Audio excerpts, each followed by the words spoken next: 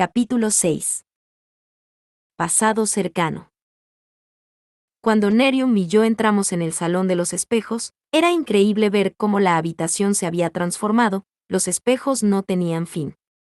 Sentí estar situada en medio de diferentes tiempos, ahora la habitación estaba cubierta totalmente de espejos. Había muchas imágenes sin reflejo, era como si hubiera otro mundo en esa habitación. ¿Cómo era posible? ¿Qué era en realidad ese pequeño espejo? ¿Cómo es posible que generara tantos sucesos, y sobre todo que transformara a tanta gente?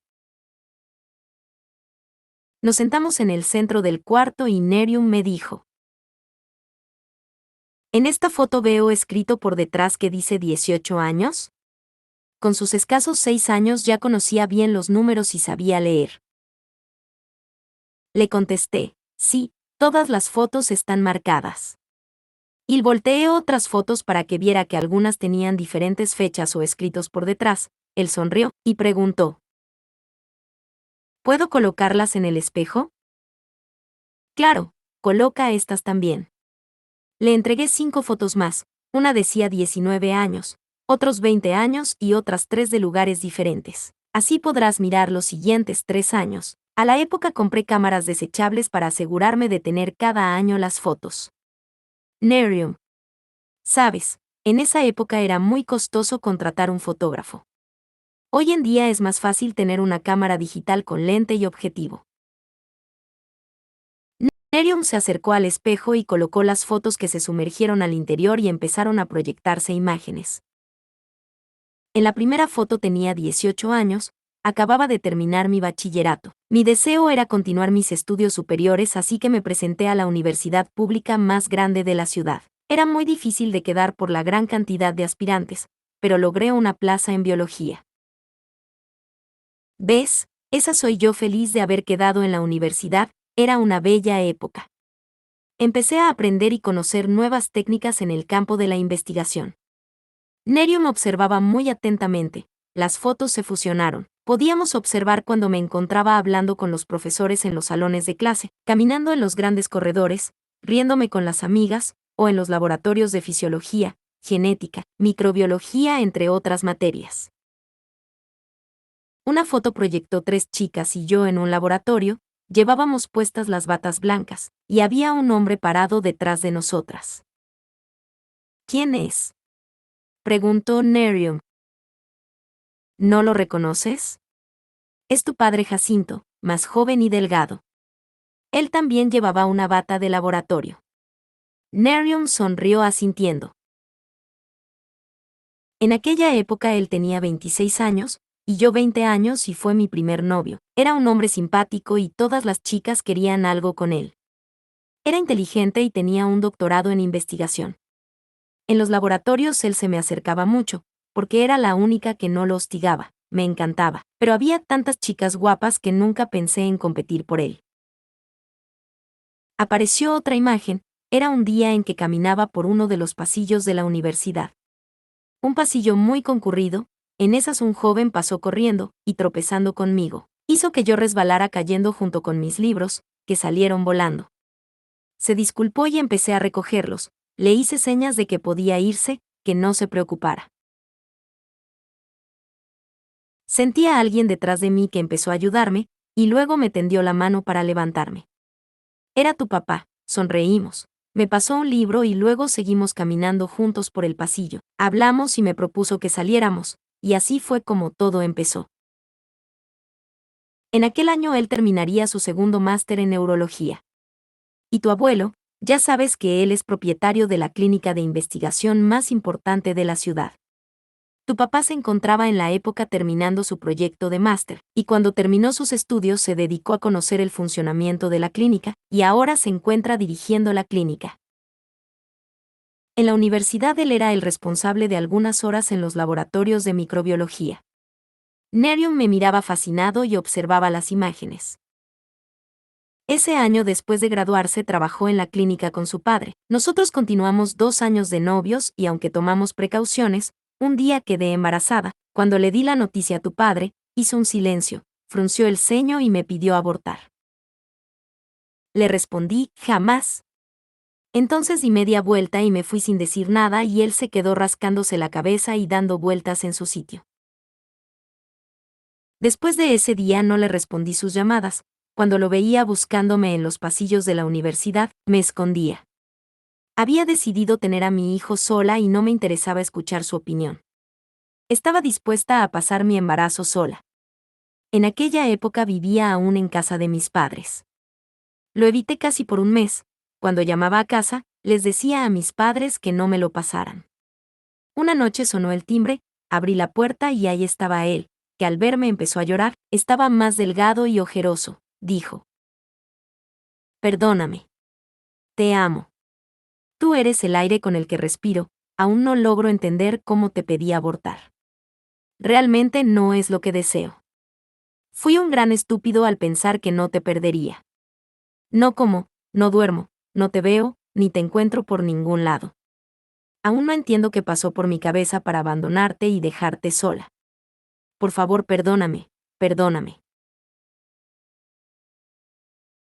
Se arrodilló y puso su cabeza en mi vientre y dijo, bebecito, perdóname, tu madre es la mujer que amo, es la mujer más inteligente del planeta, estoy orgulloso de ella, porque me ha enseñado lo que es verdaderamente importante. Yo deseaba acariciarle la cabeza, pero me contuve, se levantó y me miró a los ojos. No me perdonaría nunca el error que he cometido contigo, fui verdaderamente un ciego y estúpido. Solo pensé en lo que diría mi familia, pero me he dado cuenta que no me importa lo que ellos quieren. Te prometo que te defenderé y te protegeré de cualquier cosa.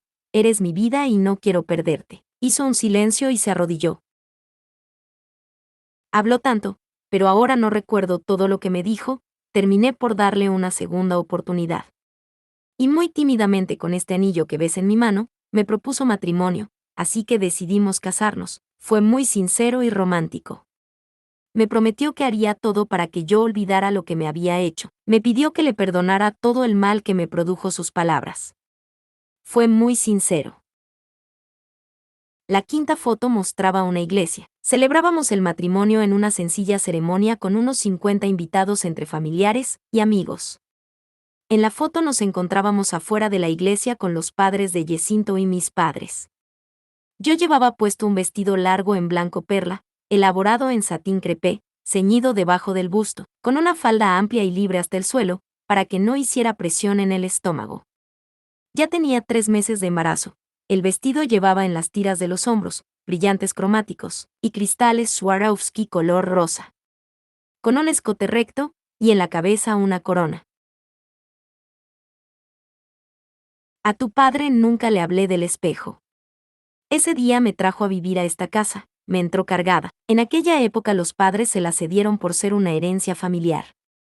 La casa había pertenecido ya a varias generaciones y la usaban como casa de veraneo. La casa estaba ubicada en las afueras de la ciudad, lejos del ruido, había un portal y un gran jardín lleno de flores antes de entrar a la casa. Tenía un garage doble. Al interior se encuentra un salón grande de recibimiento, 2 habitaciones en la parte baja y 4 arriba, una cocina americana y una puerta de vitral que da al solar. Con el tiempo le adicionamos una nueva oficina, un espacio para los juegos de los chicos y una piscina. Atrás del terreno, hice un pequeño laboratorio y 4 grandes huertas invernaderos, donde cultivo legumbres que vendo en la ciudad. También produzco orquídeas de exportación. Me he dedicado a hacer investigación con diversos métodos naturales y opciones de cultivos sustentables, y he desarrollado nuevas técnicas en diferentes granjas de la región. Ahora trabajo independiente, estoy en casa y me ocupo de ustedes 3. Con mi mano le cogí la nariz a Nerium, que sonrió.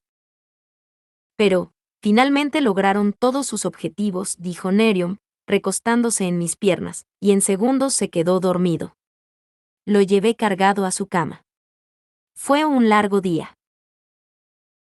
En la mañana dormía profundamente cuando escuché a Nerium diciéndome: Mamá, mamá, levántate. Quiero que me sigas contando la historia. Lo agarré por los brazos y de un tirón lo elevé con mis piernas subiéndolo a la cama. Y haciéndole cosquillas, le dije: Primero nos arreglamos, desayunamos y luego te sigo contando la historia. Yo continué haciéndole cosquillas, reíamos. Más tarde, cuando entramos al cuarto, las imágenes del día anterior se repetían, no habíamos quitado las fotos. Las saqué, tomé una foto del álbum y le dije: esta foto es en esta habitación. La foto era de su padre sentado en una silla, la introduje en el espejo. A la época la habitación era oficina y biblioteca a la vez. Era una habitación grande. Al entrar de frente se veía un escritorio con una silla principal, y dos sillas que daban la espalda a la puerta. Detrás del escritorio había un cuadro grande con un paisaje del mar. Al lado derecho había una biblioteca y estanterías en madera roja. Al lado izquierdo se encontraba un sofá grande y otro pequeño, y sobre un tapete una mesa de centro en vidrio con un gran jarrón amarillo en forma de flor. Ese día le mostré el espejo a tu padre. Nerium sonrió.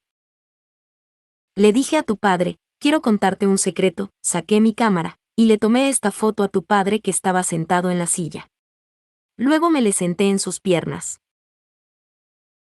Ah, sí, ¿tienes secretos conmigo? Cogiéndome de la cintura, apretándome a su cuerpo. Quiero mostrarte algo que es mágico, pero no quiero que te asustes. Ah, sí, mágico. La única magia que conozco es en mi sala quirúrgica cuando sale el paciente vivo. Eso es magia. Es en serio. Le dije. Él sonrió y esperó a que yo continuara hablando. Me retiré de él y abrí el cofre para mostrarle el espejo. Lo miró y dijo: ah, ya veo la magia. Lo tomó en sus manos y dijo: espejito, espejito, ¿soy yo el más guapito? Y dejó salir una carcajada, sonreí arrebatándole el espejo. Me dirigí a la pared detrás del escritorio donde estaba el cuadro, y lo retiré. Luego tomé el espejo y lo colgué, con mis manos lo desplacé, el espejo empezó a crecer hasta cubrir toda la pared. Giré para mirar a mi esposo, estaba con los ojos abiertos, se había levantado de la silla, y dando un paso hacia atrás, cayó sentado de nuevo en la silla. Le pregunté: ¿y ahora me crees? ¿Qué es eso? ¿Cómo has hecho? Se levantó. Miró alrededor para ver si había alguna cosa que proyectara lo que había visto, se acercó hacia mí y dijo: es una broma. No. Te lo dije, esto es un secreto que nadie puede saberlo. Quiero este cuarto para el espejo. Él sacudía la cabeza asintiendo, y mirando el espejo respondió: ok. Fue el ok más largo que he escuchado en mi vida. Luego dijo: haz lo que quieras. Así fue como instalé el salón del espejo, aquí en este cuarto. Nerium reía burlonamente al ver lo que había pasado.